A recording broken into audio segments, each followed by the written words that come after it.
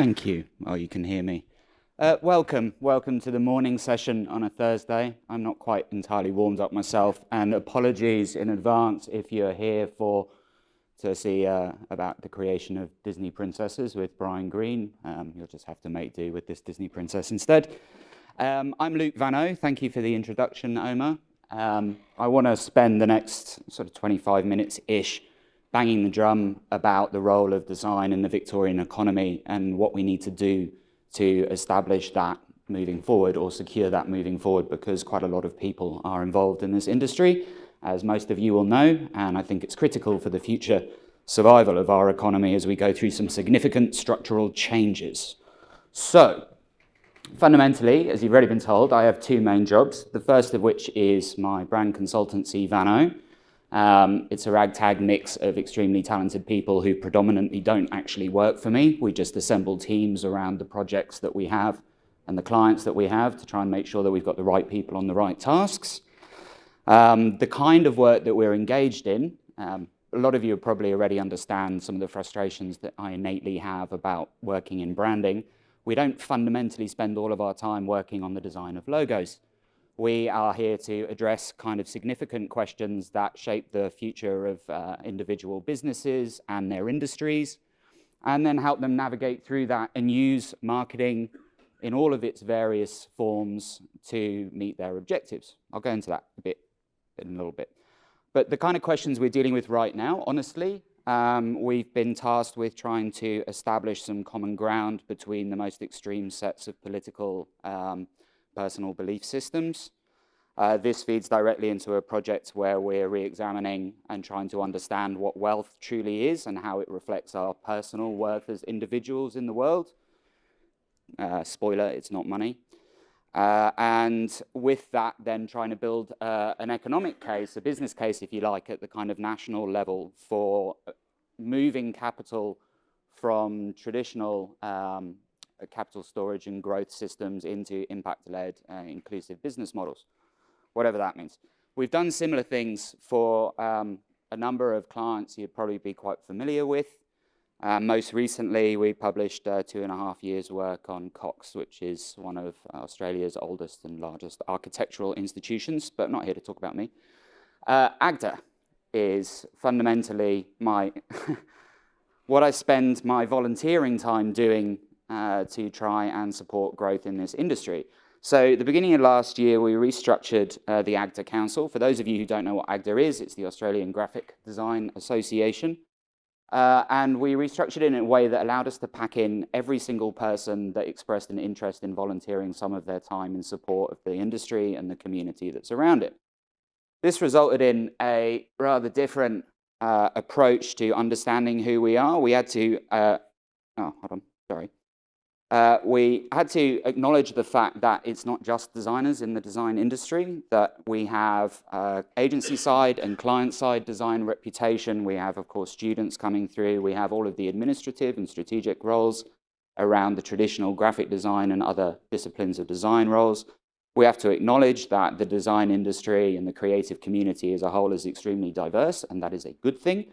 And so it should be representative. If we are to be a peak body in our industry, then we need to actually represent the cultural, religious, political, geographical diversity of the Australian design community, and then split our activities into a series of work streams that allow us to meet the larger scale strategic objectives of being a peak body in this industry. So we broke it up into 9 individual work streams, broadly based around how to get into the industry, how to address issues of inclusion and diversity, engaging with the community better, education, mentorship is a part of that, et cetera, et cetera, et cetera. And in the next week, we'll be forming the council for 2020. I'd strongly encourage any of you who are interested in any way to get in touch with AKQA Victoria. Just Google it and you'll find us very quickly, and send in an expression of interest to join the council, because it's extremely important that you do. Why do I do 2 different things, and why do I spend the majority of my time doing work that I don't get paid any money for? I came here 4 years ago and I put up an example of what I think strategy really is in its best form. And the quite elegant and sufficient approach to addressing the collapse of the human race from Mr. Musk was 2-pronged strategy: find a way to stay on the Earth sustainably, and have a backup plan, which is find a way to get off the Earth sustainably. I was very, very pleased with this. I thought it was absolutely fantastic. I'm a complete Musk fanboy. I'm slightly annoyed that he is his own worst enemy at some times, but I think as a strategy, this is the simplest approach to summarizing what he's trying to do. And if I was trying to map that, if I was trying to compare myself to Elon Musk, I go, the reason of doing these two things is Vano is about making a space for me to be me within my practice. Now, I'm quite atypical. I don't tend to do these things in a particularly structured or usual way. And frankly, I would have very little faith in the value of my own work if I wasn't repeatedly told by the clients who pay for it that it is valuable to them and being asked to do some more. Total shocking insecurity, I'm sorry, I think is probably endemic to our industry as a whole, but I'm not necessarily sure I'm representative. So if I can make a safe and productive space for me to do my work, then I feel some duty of responsibility to try and do the same for everyone else. And I'm a white, middle-aged, privileged English boy working in Australia. It was hard for me.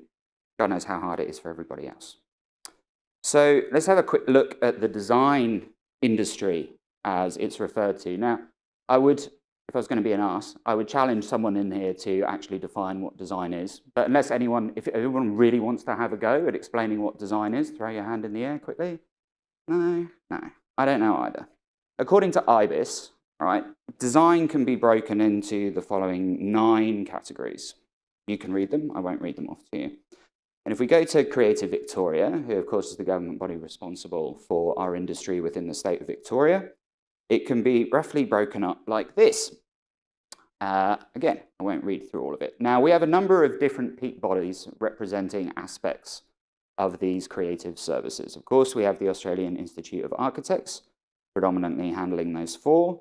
We have the Design Institute of Victoria, who work in parallel with AKQA across similar but not entirely overlapping disciplines. We have AKQA itself, responsible primarily for visual communications. Then we have the Australian Fashion Council, but in reality, what we see is that our boundaries are blurry and we overlap significantly in the aspects of the design community that we are responsible for, or the creative community that we're responsible for. Because the simple fact of the matter is these things are no longer sat in individual compartmentalized buckets. Right? There are aspects of every aspect of each discipline that we share. And that isn't anything other than a consequence of the fact that we can all learn from each other through our individual practices and by sharing our knowledge and by contrasting and comparing ideas. That's just simply how society works. Right? So already that shows us that there is some confusion around understanding even how to lead this industry from a peak body perspective, or how to put in place the kind of systems and processes and even start the discussions that we need to put ourselves in a stronger position for the future. So if we're going to zoom in a bit on design, sorry for being facetious, but we zoom in a little bit on what design, how the actual design industry is constructed within the state for the moment. And also just want to acknowledge a couple of things I failed to put on these slides. Well, this is research from 2015, so it is a little bit old. It's conducted by Wallace Research on behalf of Creative Victoria. It's a very deep, very thorough piece of qual and quant research. It's completed every 5 years and is an input into the state of Victoria's creative state strategies that are set every 5 years. So there's a new one being set right at the moment for 2020 to 2025, and Wallace are reconducting this research. I tried to get my hands on the updated numbers before today, but couldn't yet. However, it will be published very shortly. If you join AKQA's mailing list, if you sign up, you'll get early copies of it. There are 5,000 businesses working in design in Victoria, and 1,200 of those are firmly within the visual communications categorization as put forward by Creative Victoria.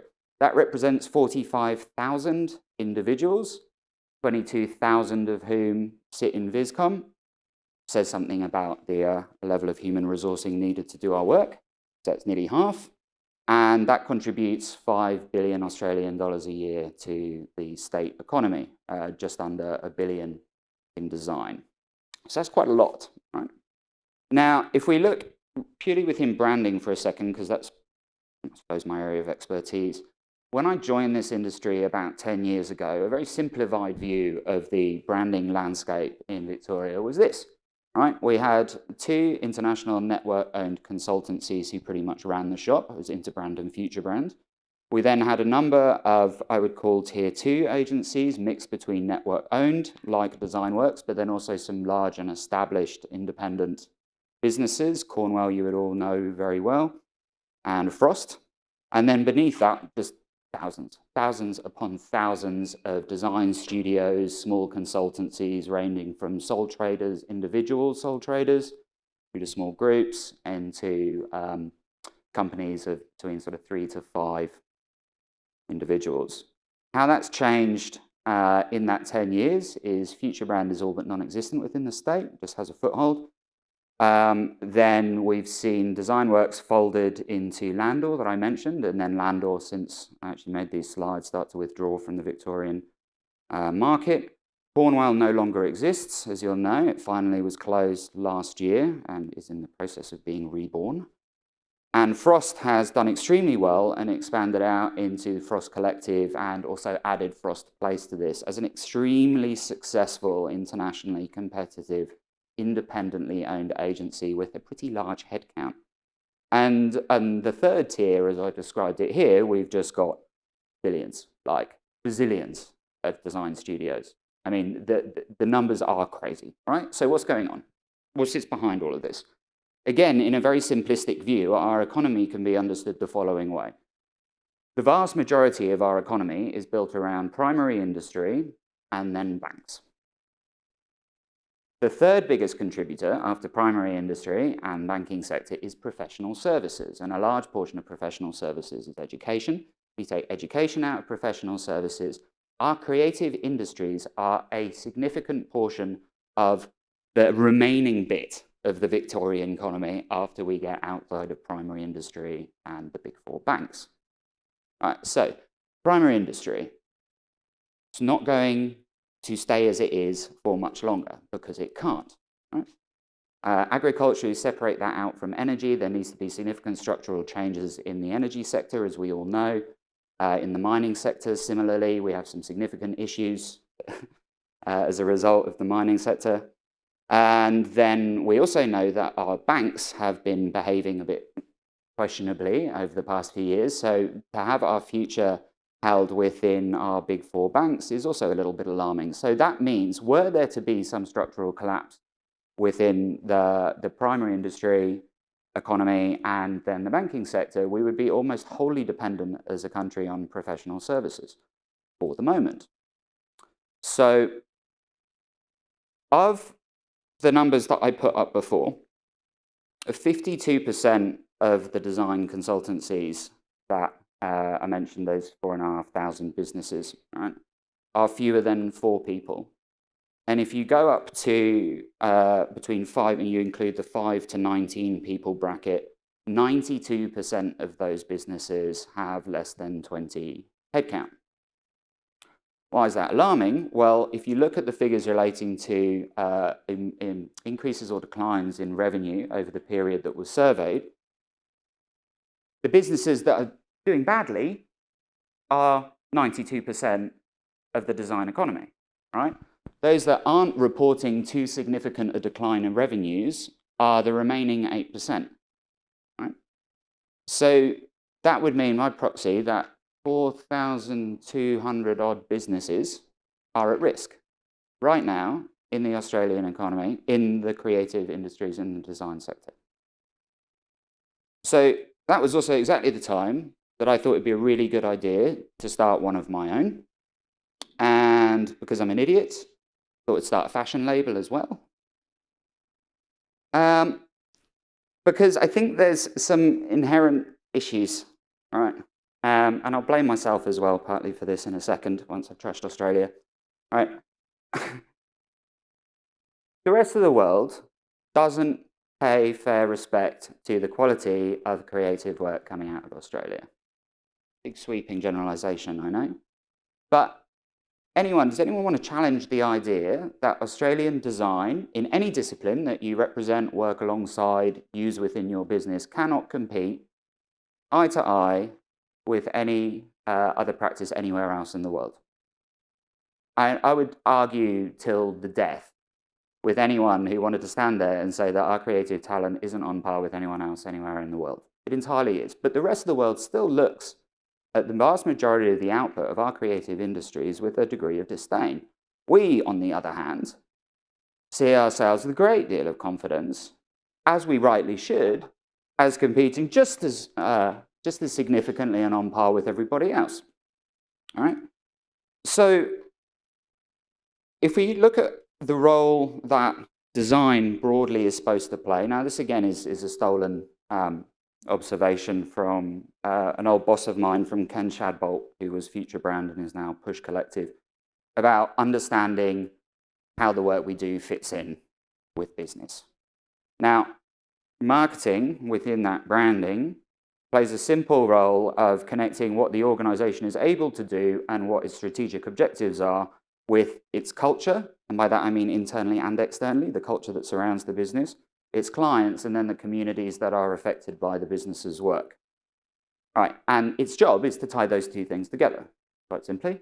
I mean, we then get stuck in these arguments about, is that communications, is that design, is that PR, I don't care. Fundamentally, it's about making sure that your business is going to do what it needs to do by giving the people on the other side what they want from it.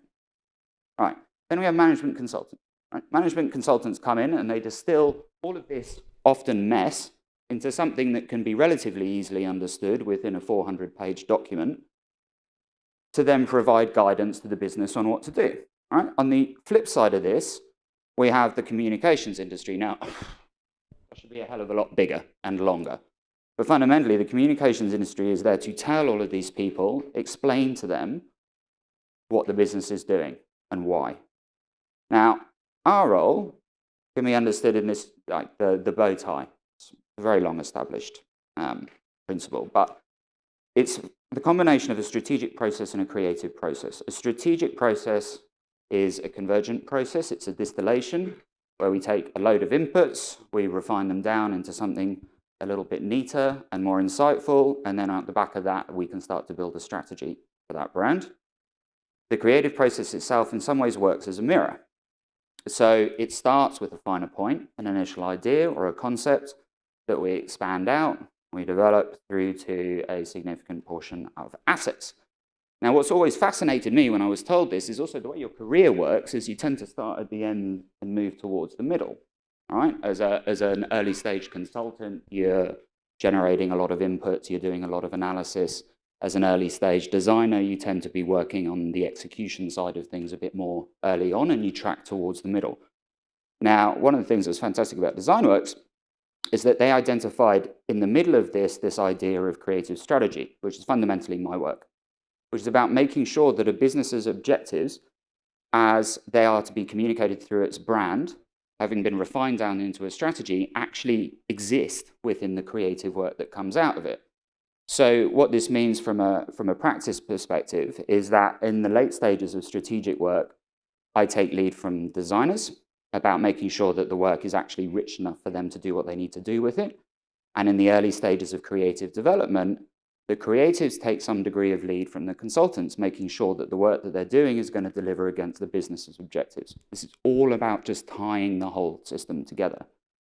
Now, if we have a look at what's actually been happening from a business perspective relating to this model, it's been quite clear for a number of years that this space, this brand consulting, identity design, whatever you want to call it, in the middle, is being crushed from both sides. Because the big consultants are moving into our space, and then the big communications firms are moving into our space as well. And that's happening in part by acquisition. So as you'll know, the consultants have been buying some really good, smaller creative practices in communications and in design and in consulting. And similarly, the large communications businesses are now starting to talk to their clients in a way and asking questions that are traditionally much closer to the kind of questions that would be led by a management consulting firm. So for those of us in the middle, the only really way to grow out of this is to expand beyond our space. So the traditionally known space. Now, we had a speaker come in for AKQA last year, talked about, from the US, talking about the problems with being niche in Australia. And his example at one stage was you could be a crisis PR consultant for male netball players in the Southwest. And you've got a business, right? Because the sheer volume of people, the scale of the population, means that there is enough within that specific niche to require a degree of service to support an individual specialist business. It's just not the case in Australia. That's why every single small design studio, consulting practice that you look at will say roughly the same thing. We are an international, award-winning, multidisciplinary design practice. Right? Tick, tick, tick, tick, tick. We do all the stuff. Ask us what you want, we will say yes to all of it. Now, the problem this creates is that it erodes trust within our industry from the people who feed it by buying our work. Because if everyone claims to do everything, then pretty much everyone is admitting that they are average at most disciplines, rather than being able to specialize and focus in on a particular area. Other changes that are going on. The cycle of in-house and out-house, I don't think it's called out-house, but whatever. This has been going on for about 60 years, right? The way that it works is very, very simple. Pick whichever point in the cycle you want to start, but you are a business and you have been buying services in from external agencies. You got a bit tired of the amount of money that's been being spent. You're getting a bit tired of the quality of work that's being put out. So you go, sod this, we can, for a tenth of the amount of money that we give to our agencies, we can just hire an entire team and put it in-house. So you pull everyone in-house, great. Over time, what happens is the quality of the work erodes because fundamentally why you engage agencies is because of objectivity, right? I get quite a lot of glee out of going into businesses and being able to just skim along the top like a skipping stone of all the internal politics. You don't have to pander to anybody. You don't have to remember to doff the cap at Jeff every single time you talk about performance in 2018, any of this stuff. So over time, the quality of that work erodes. There is none of the customer-facing objectivity that you need to effectively complete your tasks as communications. And then they start looking outside of the business for advice again. And this just goes in a cycle. At the moment, we are in the early stages of probably the most extensive piece of in-housing of creative talent that we've seen in this cycle over the years. The largest creative teams in the world are in-house now. I mean, you'll have seen friends and colleagues moving across to any one of a number of agencies. But half the people I know now work for Google. And of course, it's not a surprise. But you will see, again, that cycle flip around and head back in the opposite direction. Procurement. Now, these are real quotes. Not Brian, he's not real. But these are entirely real things that we have been told in response to spending days, hours, huge amounts of time and effort putting together complex proposals in response to EOIs from clients that we never actually wanted to change provider. We were just tasked with getting additional quotes. Right? So thank you for putting your time and effort into nothing. Or this classic from the terms and conditions was basically, we are getting you to give us guidance on how to ask people for what we need. So we'll take your proposal, we reserve the right to keep your proposal and use it as a template to ask other people to respond with lower prices, of course. Next problem, there are some massive egos within this industry and a huge degree of preciousness about actually opening up and being honest about the challenges that we face, and also then being able to express the degree of humility that's required to provide guidance to long-established, very successful and well-trained people who've been running and owning businesses for decades. Right. I spoke to the head, I'm not going to name who he is, but effectively the most senior person in the creative industry in Australia in a panic about a year ago, going, what the hell is going on? I don't understand. And he told me this. He said, it's very simple. There is a massive tailing off in what is traditionally known as graphic design revenues. Our clients, so this very, very large networks clients, they aren't spending money, they aren't trying to bite off the really complicated challenges and ask the difficult questions at the moment. They're just going to sit there, they're going to ride out the economic and geopolitical uncertainty, and because they still have money and budgets to maintain and spend, they're spending all of that money in MarTech, right? The idea being that when the cycle comes back, they will own a significant portion of the supply chain that they've depended on beforehand. So even when this cycle restores, we're still going to be in an extremely weak situation. We're also going to be in a structurally very, very different situation. There's lots of conversations going on about the future of work, the rise of automation, as there rightly should be. But what we're not paying attention to at the moment is that it is happening, it has been happening, it is being priced into the market, it is being worked into the way that organizations are structured, and we will be confronted with it when it's already too late to take an active part in shaping what the structure of our creative industry looks like. So we're all going to die, what are we going to do? I pulled out 4 key points from this, which I think are, just purely from my perspective, some guides that we could look to follow as a community, with some questions and some requests for some of the institutions that surround it, that might allow us to carry on doing this thing in the way that we've grown comfortable and used to doing, or at least in a similar way. If we can think like this, right? We need to understand our own value. I mean, honestly, I believe in many ways creatives can be our own worst enemies. Like I said at the beginning of this thing, I have to remind myself constantly that the work that I do is valuable, because every single morning I lie there and I question whether I should have done this, whether I should have spent my career doing this, whether the future of my career will be in this, etc., etc. Right? Now, if I was an accountant, and sorry, I don't know why everyone picks on accountants, but if I was an accountant, then I wouldn't be having these kind of thoughts, I don't think. Maybe I would, maybe it's just my psychology. But if we understand the value that we create for businesses and we price and sell our work in response to that value, we're all going to find ourselves in a much, much stronger position. And ultimately, no one really pays, right? Because cheap work is crap and doesn't work as well. So one of the things I've grown tired of is having the conversations over and over again with clients about why our work is valuable, why it requires that degree of investment. If you're going to spend X number of tens of millions of dollars in communications, wouldn't it make sense to spend 0.1% of that figuring out what the hell you're supposed to be saying? And then spending the other 99.9% of that cash actually saying it, spreading the word around. So to understand our own value, yeah, we need to look for new models, right? We need to look for more intelligent ways of growing our businesses without giving up our independence. We need to make the case for design, as tiring and exhausting as it is every single time we have meetings, every single time we're in the boardroom, every single time we're at conferences. In every meeting with clients, we need to explain and sell and excite people with the value of good design. We have to take a stand about these absolutely ridiculous terms of engagement, the chronic underpricing that's forced upon us to compete and survive, and a wide range of extremely exploitative practices that permeate the entire industry. And in a very simple sense, we just need to aim higher, not like Elon Musk higher.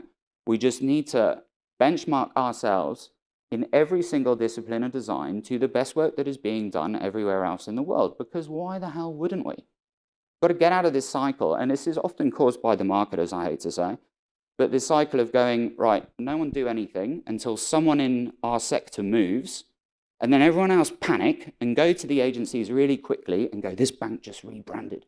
Can you do something very similar, but 5 times faster and also a lot cheaper because we don't have the money? I mean, that's, our industry sees this happen all the time. We go like, oh, look, an insurer has rebranded. Quick, now all the other insurers are going to rebrand within the next, 6 months. We need better leadership. AKQA needs to do a better job of leading this industry, right? Is there a way that we can restructure these peak bodies to better represent and serve the needs of our industry? Because if we can, then we can start to aim a bit higher ourselves with what we expect from our peak bodies and what we expect from the registered practitioners within our peak bodies. We should be able to target standards of practice, accreditations, have lifelong professional development, codes of conduct. There are multiple bodies working on this, but they're predominantly independent and outside of the peak body network at the moment.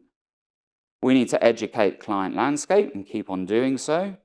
Oh yeah, sorry, just a quick thing about different ways of doing models. Business models within this space. If you follow the traditional models, the vast majority of your money gets spent on the people who own the businesses rather than they do the work. Our model, and one that we're seeing emerge a lot more, is that you just have a lead practitioner and then you have individual specialists and partner agencies you only spend the money on those that are actually doing the work. So a larger portion of your budget actually gets spent on productive output. To achieve that, we're going to need to end the short-termism that we see everywhere in marketing, short horizons, quick responses. We need to help companies improve their procurement processes.